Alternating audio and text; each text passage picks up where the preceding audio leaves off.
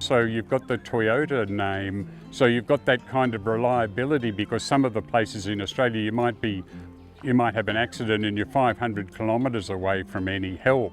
So knowing you can get back again it gives you a sense of confidence.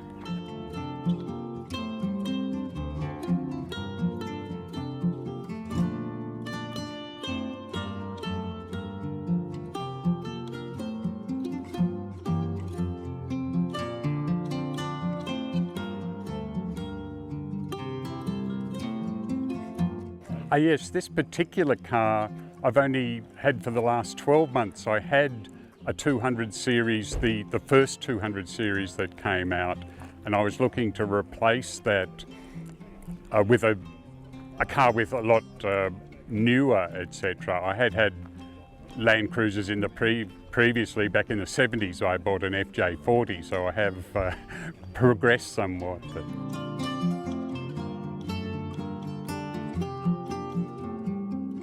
That's right. I was waiting for the 300, but I couldn't wait any longer, and I needed a newer car.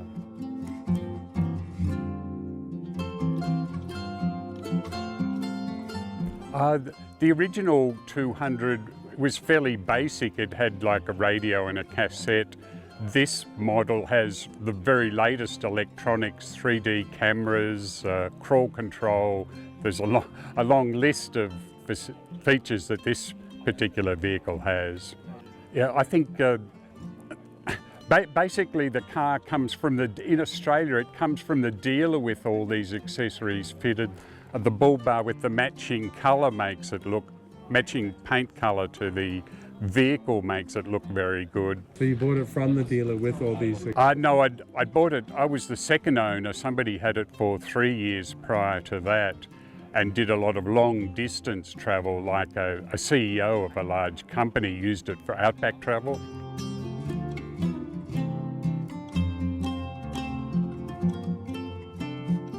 A lot of the accessories that you can see there are sold by the Toyota dealers in Australia. They get together with ARB's a very large Australian company, and you can get all those accessories fitted by the Toyota dealer prior to purchase with help.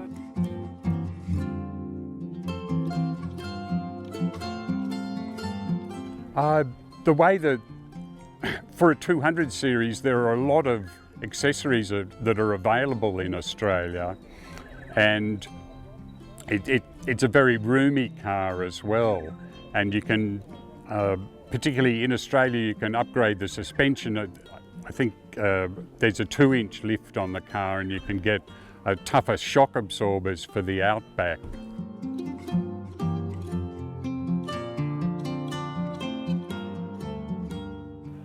Some of the accessories, because I had a 200 series before, I'd remove some of the things like the drawer system in the back. So you can take out the third row of seats and put in a drawer system, which is quite useful because you can store recovery equipment and food and cooking utensils, etc., and keep that out of the way. And you can mount a fridge, etc., in the back there too. You might notice the bull bar there, plus it has the additional, they're called brush bars, or as well as the side steps are all put on, and you can see it's colour matching, which makes it look. We have very big kangaroos, and it's to protect the radiator and the engine. Yes, it also has a winch here as well built into the rear bar, but there's a couple of club requirements, which is a UHF radio when you're going in convoy. Yes, it has a Warn winch here, so it's more insurance, you might say. In case you're stuck by yourself, you're able to recover. It comes out from under here, and you can find a large tree or something and extract yourself. It runs off the car battery.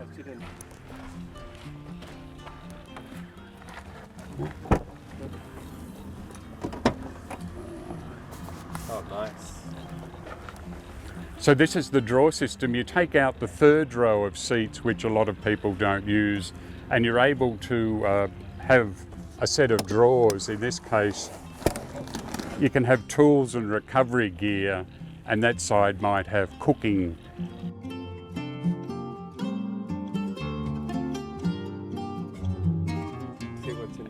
And plus this has a particular option where you can turn this into a table as well and do some cooking. That's fantastic. And it's got a fridge mounted in here as well that runs off an auxiliary battery, so you don't flatten your start battery.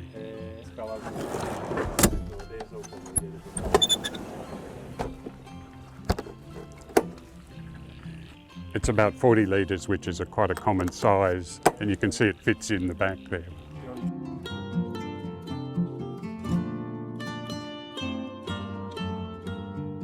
And the 200 series has the drop down, so you could, if all this was away, you can still use that as a...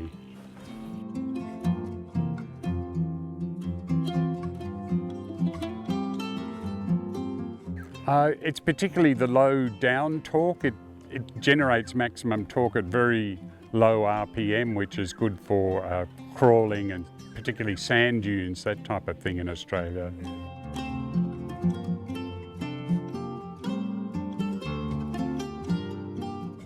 Yes, I've just been on 3 club trips with the Toyota Land Cruiser Club in the last 3 months, one trip after the other. I can describe some of those. The first trip I did was to it's called the Boulia Camel Races in outback Queensland.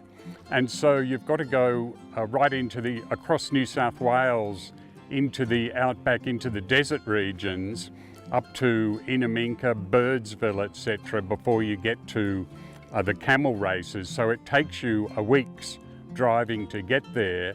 And in that time we even had a chance to do a bit of the Simpson Desert part of that, because it was flooded. We were able to do 30 or 40 kilometres of the Simpson Desert on that particular trip.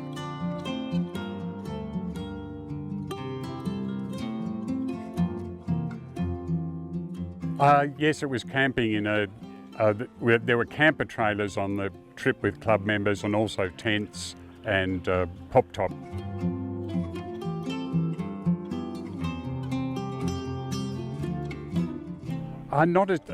Partly I had this vehicle and I wanted to do some of those trips, so these 3 trips gave me a good chance to go and do a bit of the Simpson, etc. But now I've got a hunger to do more, because it's a very luxurious vehicle for outback travel.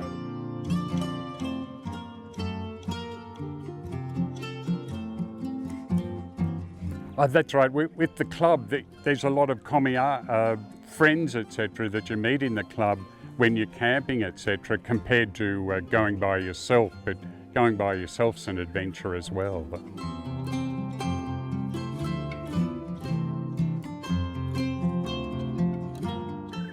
In the 1970s, I bought FJ40.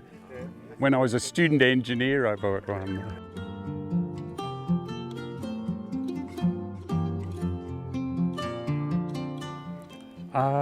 Maybe a year or something like that, because I was still a student. It was more small trips, etc. I was working on an oil rig in Victoria and bought it from a farmer in Victoria. When everyone was buying diesels, it was a petrol, and then had it when I was a student for 2 years after that.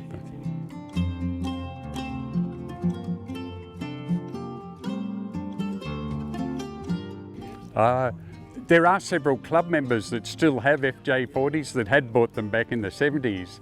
Because I'm used to the 200 series, you get a lift or you drive one of their vehicles. As you say, it's a very different vehicle. You can see the progression from the FJ40 through to the 200s and the 300s. I don't think I'll be going back.